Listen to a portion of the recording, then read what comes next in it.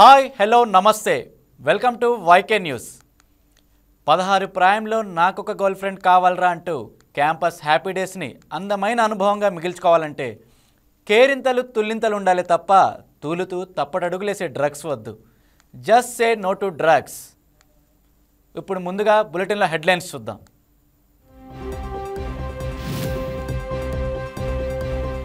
కల్తీ మద్యం కేసులో కొనసాగుతున్న విచారణ. ఏఎన్ఆర్ బార్లో దొరికింది నాణ్యత లేని లిక్కరే.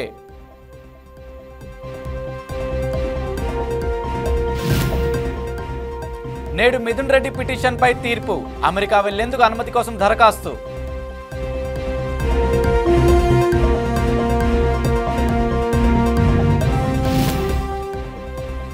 మధ్యాహ్నం విద్యుత్ జేఏసీ సమావేశం. సమ్మెపై నిర్ణయం వెలువడే అవకాశం.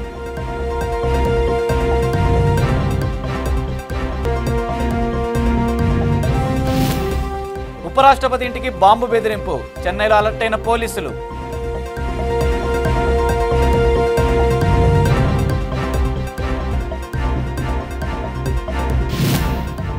చుక్కలు చూపిస్తున్న గోల్డ్. ఒక్కరోజే 3,300 పెరిగిన ధర.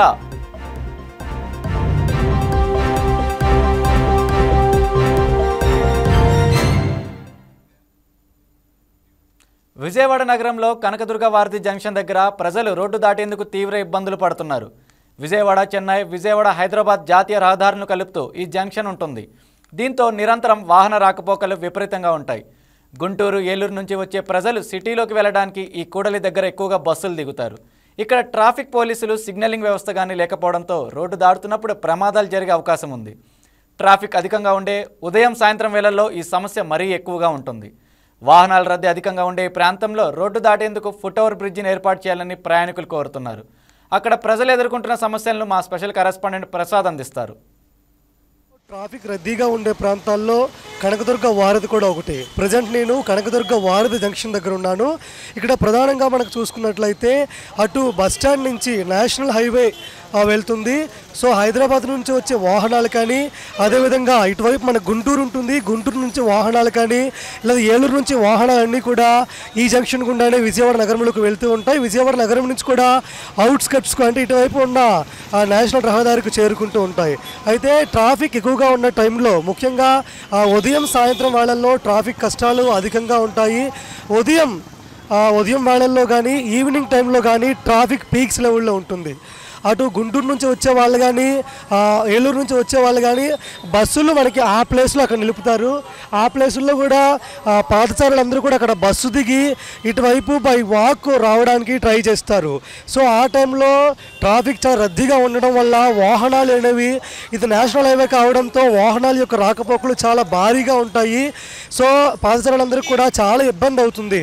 మనకు చూసుకోవచ్చు, వాహనాలు ఎడతెరిపి లేకుండా ఇటువైపు మనకి విజయవాడ బస్టాండ్ నుంచి ఇటువైపు మనకి ఏలూరు సైడు వాహనాలన్నీ వెళ్తాయి, అటు గుంటూరు వైపు కూడా వెళ్తాయి. సో పాదచారులందరూ కూడా ఇటువైపు నుంచి ఈ రోడ్డు దాటే క్రమంలో వాహనాలు ఎడతెరిపి లేకుండా మనకు కంటిన్యూగా వెళ్తూనే ఉంటాయి. సో పాదచారులు వెళ్ళడానికి చాలా ఇబ్బంది పడతారు. వాహనాల మధ్యలో వాళ్ళు ఇబ్బంది పడుతూ నడుచుకుంటూ వెళ్తున్న పరిస్థితి. ఇక్కడ ఎలాంటి ట్రాఫిక్ పోలీసులు ఇక్కడ ఎవరు కూడా లేరు. వాహనాలు వెళ్ళే ప్రయత్నం కూడా ట్రాఫిక్ పోలీసులు ఇక్కడ చేయడం లేదు. సో పొరపాటున వేగంగా వచ్చే వాహనం ఏదైనా ఎవరైనా ఢీకొన్నట్లయితే ఖచ్చితంగా ప్రమాదం జరిగే అవకాశం ఉంటుంది. సో ఆ ప్రమాదంలో వాళ్ళకి ఏదైనా జరిగితే ఈ బాధ్యులు ఎవరైనా విషయంపై కూడా స్పష్టత లేని పరిస్థితి మనకు కనిపిస్తుంది. సో దీనిపై పోలీసులు ఖచ్చితంగా యాక్షన్ తీసుకోవాలి. ముఖ్యంగా ఇప్పుడు సాయంత్రం వేళల్లో ట్రాఫిక్ ఏ లెవెల్లో ఉందో మనకు చూడొచ్చు. అక్కడ కొంతమంది గుంపు వెళ్తున్న రోడ్డు క్రాస్ చేయడానికి వాళ్ళు ఎంత ఇబ్బంది పడుతున్నారో మనకు కనిపిస్తుంది. బస్సులు వెళ్తున్నాయి, ఆటోలు వెళ్తున్నాయి, వెహికల్స్ అన్నీ వెళ్తున్నాయి. వాళ్ళందరూ కూడా వాటి మధ్యలో నడుచుకుంటూ చాలా ఇబ్బంది పడుతూ వెళ్తున్న పరిస్థితి. మనకి పక్కనే చూడొచ్చు, ట్రాఫిక్ కంట్రోల్ రూమ్ కూడా మనకి ఇక్కడ ఏర్పాటు చేశారు. అంటే ఇది పెద్ద జంక్షన్ కావడంతో ఇక్కడ ట్రాఫిక్ని ఎప్పటికప్పుడు నియంత్రించాలనే ఉద్దేశంతో ఇక్కడ ఏర్పాటు చేశారు. కానీ పోలీసులు ఇక్కడ విధుల్లో ఉన్నారు తప్ప ఎవరు కూడా ఇక్కడ ఈ జంక్షన్కి సంబంధించి ఎవరు కూడా యాక్షన్ తీసుకోవడం లేదు. ఎన్నిసార్లు ఇక్కడ కంప్లైంట్ ఇచ్చినప్పటికీ కూడా ఫలితం లేకుండా పోతుంది. అయితే ఇక్కడ ఎక్కువ రద్దీగా మనుషులు ఈ రోడ్డు క్రాస్ చేసే పరిస్థితి ఉంది కాబట్టి మనకి మనకి అక్కడ ఆ జంక్షన్లో మనకి ఫుట్ ఓవర్ బ్రిడ్జ్ని ఏర్పాటు చేస్తే, అంటే అటు గుంటూరు నుంచి ఏలూరు నుంచి అందరూ కూడా అక్కడ దిగుతారు కాబట్టి అక్కడ ఫుట్ ఓవర్ బ్రిడ్జ్ని ఏర్పాటు చేస్తే ప్రయాణికులందరూ కూడా ఆ రోడ్ నుంచి ఈ రోడ్డుకు వచ్చేటప్పుడు ఫుట్ ఓవర్ బ్రిడ్జ్ని వినియోగించుకొని ఎలాంటి ప్రమాదం లేకుండా సురక్షితంగా ఇటువైపు చేరుకుంటారు.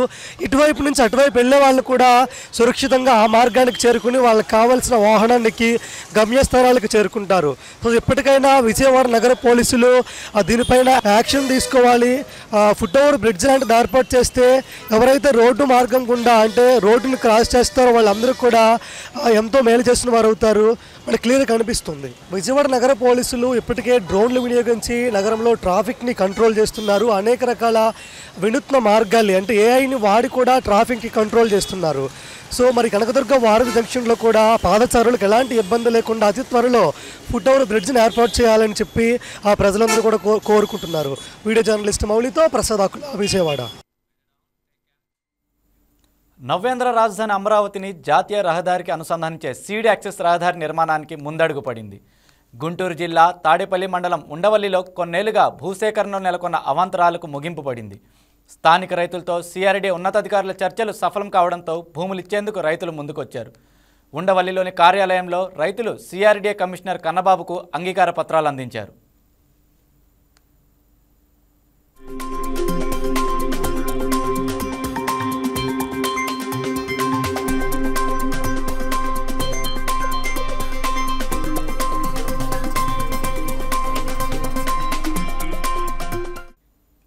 తమకు 1450 గజాల ప్యాకేజ్ కింద అమరావతి కరకట్ట వెంబడి ఇస్కాన్ మందిరం సమీపంలోనూ ఉండవల్లిలోని సీఎం నివాసానికి సమీపంలో ఉన్న అన్నా క్యాంటీన్ వద్ద ప్లాట్లు అభివృద్ధి చేసి ఇవ్వాలని వారు కోరారు. మొత్తం 20 ఎకరాలు కావాల్సి ఉండగా ప్రస్తుతం 22 మంది రైతులు తమ 14 ఎకరాలను ప్రభుత్వానికి ఇచ్చారు. ఇంకా 6 ఎకరాల సమీకరణ కింద తీసుకోవాల్సి ఉంది. ఇప్పటికే పెనుమాక పరిధిలో 28.25 ఎకరాల భూమిని 14 మంది రైతులు ప్రభుత్వానికి ఇచ్చారు. దీంతో ఉండవల్లి పరిధిలో సీడ్ యాక్సెస్ రోడ్డు నిర్మాణ పనులు వేగవంతంగా పుంజుకోనున్నాయి.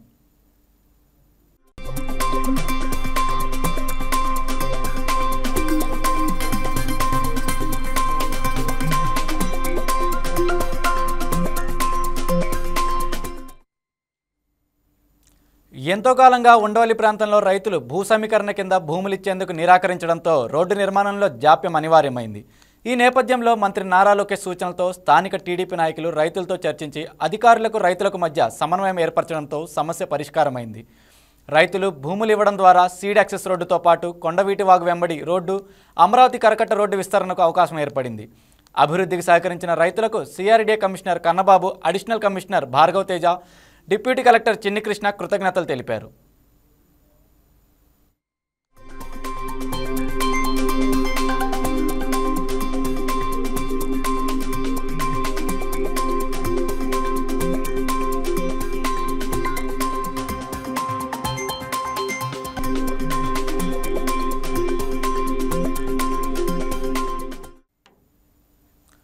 బంగారం రేట్లు ఆకాశాన్ని తాకుతున్నాయి. ఇవాళ ఒక్కరోజే గోల్డ్ రేట్ 3,330 రూపాయల వరకు పెరిగింది.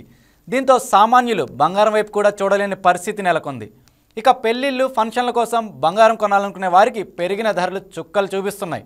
సరిగ్గా గత ఏడాది ఇదే సమయానికి తులం బంగారం ధర 80,000 మధ్యలో ఉంది. కానీ ఇప్పుడు ఏకంగా 1,20,000 దాటిపోయింది. కేవలం మన దేశంలోనే ఇలానే ఉందా, అంతర్జాతీయంగా కూడా ఇలానే ఉందా అనే ప్రశ్నలు అందరిలోనూ వ్యక్తమవుతున్నాయి. వాస్తవానికి బంగారం ధర ఈ స్థాయిలో ఉంటుందని ఎవరూ ఊహించలేదు. చివరికి బంగారం విక్రయించే వర్తకులు కూడా ధర ఈ స్థాయిలో ఉంటుందని అంచనా వేయలేదు. వాస్తవానికి బంగారం ధర అస్థిరంగా ఉంటూ రోజుకో తీరుగా రికార్డులను సృష్టిస్తోంది. కొనేవారికి కన్నీళ్లను, అమ్మేవారికి లాభాలను అందిస్తోంది.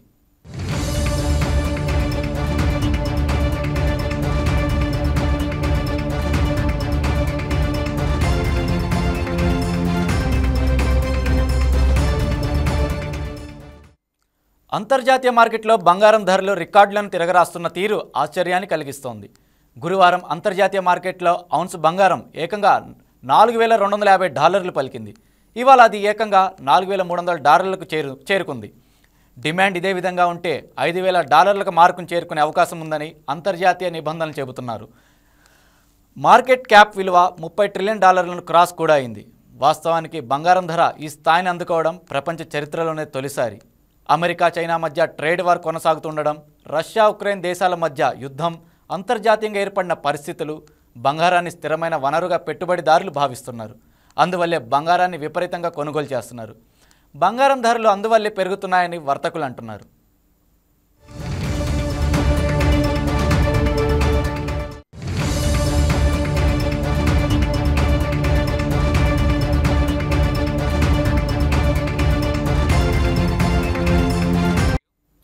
మన దేశంలో వేడుకలకు ఖచ్చితంగా బంగారం ఉండాలి. అందువల్లే మన దేశంలో బంగారం వినియోగం అధికంగా ఉంటుంది. మన దేశ అవసరాలకు తగ్గట్టుగా బంగారం తయారు కాదు.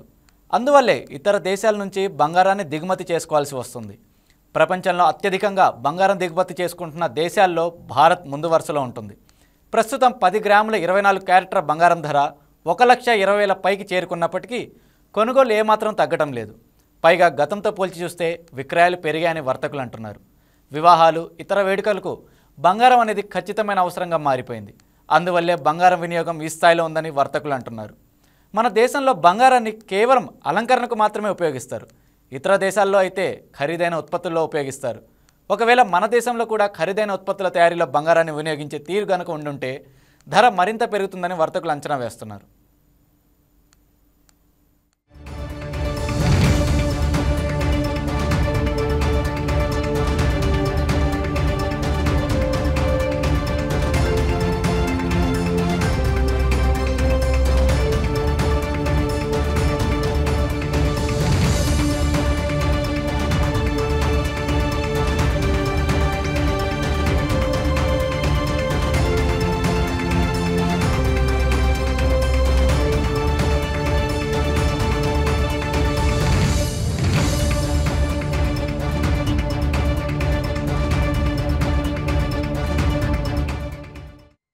అంతర్జాతీయంగా పరిస్థితుల్లో ఏమాత్రం అనుకూలంగా లేకపోవడంతో బంగారం ధరలు మరింత పెరిగే అవకాశం ఉందని విశ్లేషకులు అంటున్నారు.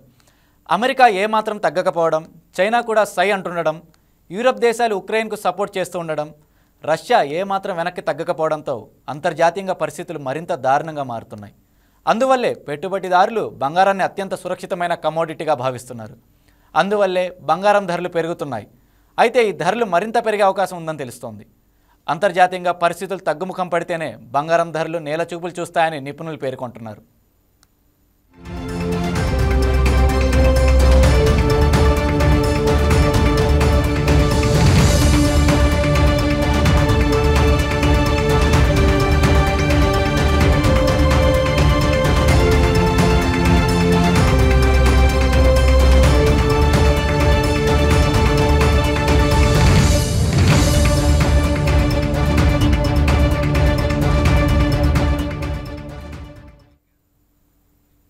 అంబేద్కర్ కోనసీమ జిల్లా మండపేట పట్టణంలో సూపర్ జీఎస్టీ, సూపర్ సేవింగ్స్ అవగాహన ర్యాలీ నిర్వహించారు.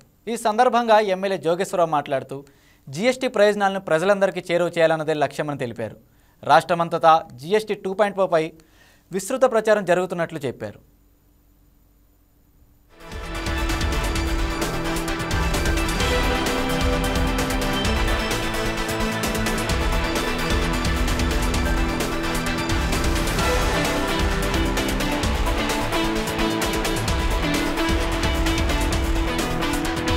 ప్రభుత్వం చేస్తున్నటువంటి కేంద్ర ప్రభుత్వం చేస్తున్నటువంటి ఈ జీఎస్టీ తగ్గింపు వలన 8,000 కోట్లు రాష్ట్ర ప్రభుత్వానికి ఆదాయం తగ్గిపోతుంది.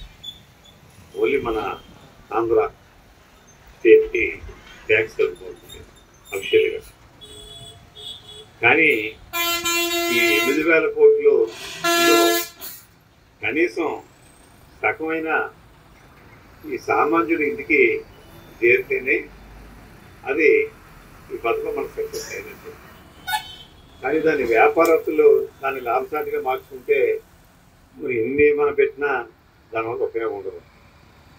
ఇక్కడైతే ట్రాక్టర్లు, లారీలు, వ్యాన్లు, మోటార్ సైకిళ్ళు ఇది క్లియర్గా ఎంచేదంటే ఇది పేపర్లోనూ టీవీలోనూ వస్తుంది కాబట్టి చాలా క్లియర్గా మనం ఎవరైనా ఇప్పుడు ఇవ్వకపోతే పక్కన కొనుక్కుంటానని చెప్పి మానేస్తున్నాం. అంచేస్తే మనం ఎప్పుడైతే పెట్టారో ఆ 20 రోజులు కూడా ఈ మోటార్ వెహికల్కి సంబంధించి ఏది కూడా అమ్మకాలు ఆగిపోయి ఆ తారీఖు వరకు. కానీ ఇక్కడ సామాన్యులు కొనుక్కోవాల్సినటువంటి నిత్యావసర వస్తువులు. దీనికి ఇప్పుడు మన సీటు వాళ్ళు చెప్పారు నాకు బాధ్యత లేదు, మాకు డైరెక్షన్ లేదని. అసలు ఇలాంటి ప్రోగ్రామ్ మనం వేసి పెట్టుకోవడం ఇంకేంటంటే ఇక్కడ ఎన్ని డిపార్ట్మెంట్లు చేసినా ఈ ప్రోగ్రాం పెడతారు తప్ప షాపులకి వెళ్ళి ఇన్స్పెక్షన్ చేసే రైతు సేల్స్ ట్యాక్స్ డిపార్ట్మెంట్ ఉంది, లేదా విజిలెన్స్ ఉంది తప్ప మరి కమిషనర్ గారికి, ఎంపీడీఓ గారికి, మరి మన మోటార్ వెహికల్స్ ఇన్స్పెక్టర్ గారికి ఉండదు.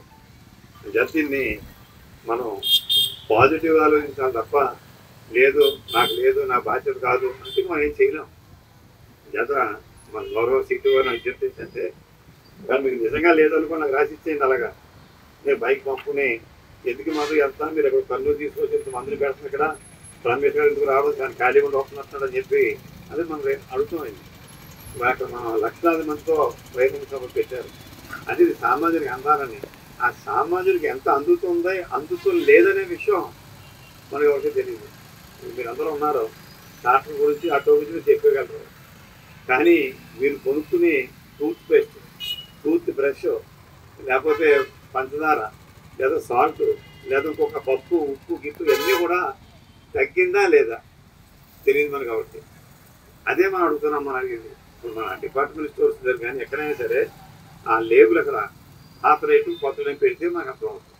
అది పెట్టించాలని చెప్పి మరి మనం మీటింగ్లో చెప్తే మన సీటు వారు అయితే నా బాధ్యత కాదని చెప్పని మనం ఏం చేయలేం.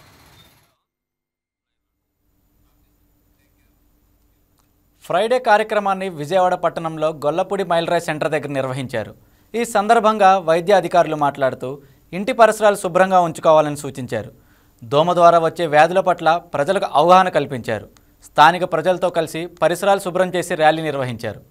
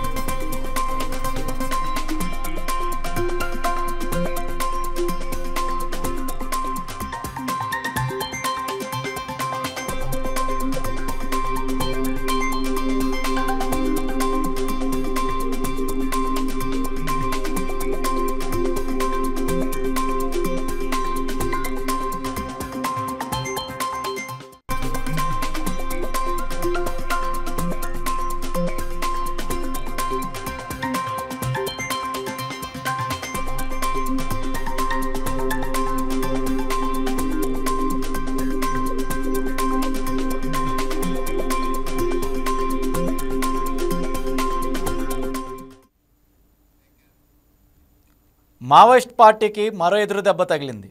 పార్టీ పొలిట్ బ్యూరో సభ్యుడు మల్లోజుల వేణుగోపాల్ మహారాష్ట్ర సీఎం దేవేంద్ర ఫడ్నవీస్ ఎదుట లొంగిపోయిన మరుసటి రోజే పార్టీ చరిత్రలోనే ఎప్పుడూ లేని విధంగా ఒకేసారి 170 మంది మావోయిస్టులు గురువారం ఛత్తీస్గఢ్ పోలీసుల ఎదుట సరెండర్ అయ్యారు. వీరిలో కేంద్ర కమిటీ సభ్యుడు Takkalapalli Vasudevarao alias Asanna alias Rupesh, Maad division కార్యదర్శి రనిత ఉన్నారు. ఈ విషయాన్ని కేంద్ర హోంమంత్రి అమిత్ షా ఎక్స్లో వెల్లడించారు. బుధవారం ఛత్తీస్గఢ్లో 27 మంది, మహారాష్ట్రలో 61 మంది జనజీవన స్రవంతిలో కలిశారని, 2 రోజుల వ్యవధిలో 258 మంది లొంగిపోయారని ఆయన ప్రకటించారు. నక్సలిజంపై పోర్లో ఇదో మైలురాయని ట్వీట్ చేశారు. అబుజ్మడ్, ఉత్తర బస్తర్ ఇప్పుడు నక్సల్స్ నుంచి విముక్తి పొందాయని పేర్కొన్నారు.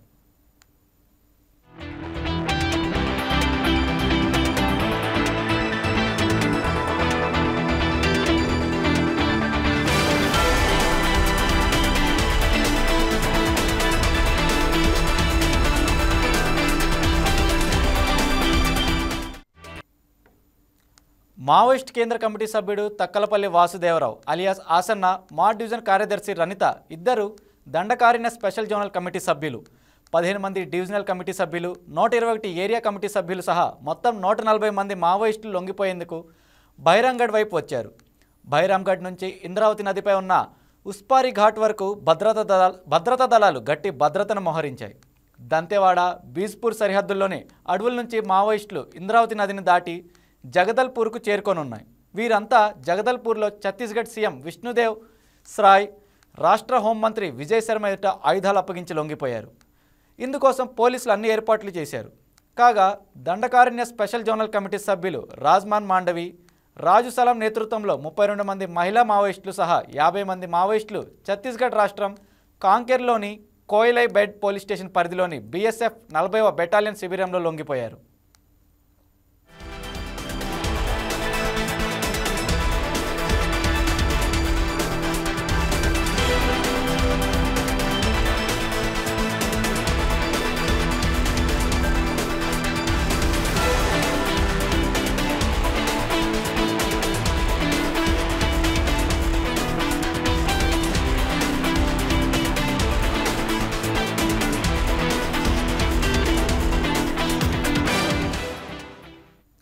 ఛత్తీస్గఢ్లో బీజేపీ అధికారంలోకి వచ్చిన తర్వాత జనవరి 2024 నుంచి ఇప్పటి వరకు 2100 మంది మావోయిస్టులు లొంగిపోయారని 1785 మంది అరెస్ట్ అయ్యారని కేంద్ర హోంమంత్రి అమిత్ షా వెల్లడించారు. వివిధ ఎన్కౌంటర్లో 477 మంది మావోయిస్టులు చనిపోయారని ట్వీట్ చేశారు. మా విధానం స్పష్టంగా ఉందని, లొంగిపోవాలనుకునే వారికి స్వాగతం అన్నారు. తుపాకీని పట్టుకొచ్చిన వారు తమ దళాల ఆగ్రహాన్ని ఎదుర్కొంటారని హెచ్చరించారు. నక్సలిజం మార్గంలో ఉన్నవారు తమ ఆయుధాలను విడిచిపెట్టి ప్రధాన స్రవంతిలో చేరాలని, 2026 మార్చి 31 లోపు నక్సలిజాన్ని నిర్మూలించడానికి తాము కట్టుబడి ఉన్నామని స్పష్టం చేశారు.